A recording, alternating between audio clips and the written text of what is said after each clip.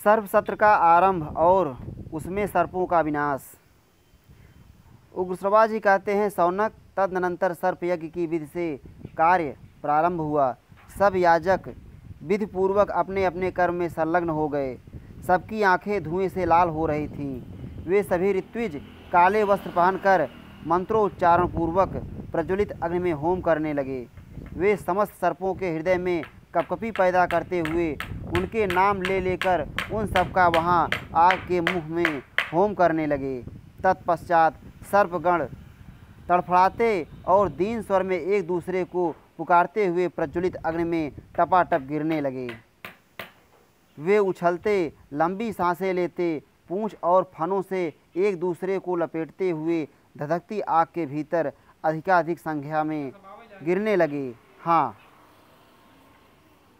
सफ़ेद, काले, नीले, बूढ़े, बच्चे, सभी प्रकार के सर्प विविध प्रकार से चीत्कार करते हुए जलती आग में विवश होकर गिर रहे थे। कोई 1 कोस लंबे थे तो कोई 4 कोस, और किन्हीं किन्हीं की लंबाई तो केवल गाय के कान के बराबर थी। अग्निहोत्रियों में श्रेष्ठ शौनक, वे छोटे बड़े सभी सर्प बड़े वेग से आग की ज्वाला में निरंतर आहुति बन रहे थे। इस प्रकार लाखों, करोड़ों तथा अरबों सर्प वहाँ विवश होकर नष्ट हो गए। कुछ सर्पों की आकृति घोड़ों के समान थी और कुछ की हाथी की सूंड के सदृश।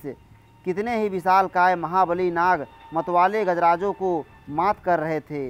भयंकर विष वाले छोटे बड़े अनेक रंग के बहुसंख्यक सर्प, जो देखने में भयानक परिख के समान मोटे, अकारण ही डस लेने वाले और अत्यंत शक्तिशाली थे, वे अपनी माता के शाप से पीड़ित होकर स्वयं ही आग में पड़ रहे थे। इस श्री महाभारते आदि पर्वणि आस्तिक पर्वणि सर्पशत्रोपक्रमे 255 अध्याय। इस प्रकार श्री महाभारत आदि पर्व के अंतर्गत आस्तिक पर्व में सर्पशत्रोपक्रम विषयक 52वां अध्याय पूरा हुआ।